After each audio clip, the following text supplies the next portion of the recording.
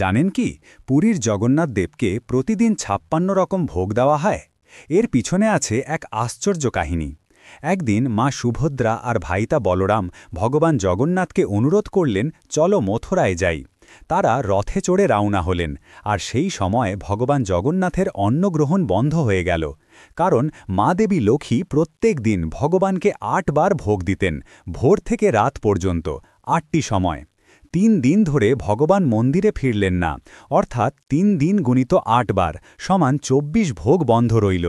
যখন ভগবান ফিরে এলেন, মা লক্ষ্মী রাগে বললেন, তুমি ৩ দিন আমাকে দেখা দাওনি, তাই আজ আমি তোমার জন্য ৮ গুণিত ৭ অর্থাৎ ৫৬ রকম ভোগ রাঁধব। তখন থেকে শুরু হয় ৫৬ ভোগের ঐতিহ্য, যা আজও পুরীর জগন্নাথ মন্দিরে প্রতিদিন নিবেদন করা হয়। বলা হয়, ভগবান জগন্নাথই ৫৬ ভোগের মধ্যে প্রতিটি ভক্তের ভালোবাসা স্বাদ পান। আপনি যদি জগন্নাথ দেবের ভক্ত হন, তাহলে ভিডিওটি লাইক ও সাবস্ক্রাইব করুন, কমেন্টে লিখুন জয় জগন্নাথ।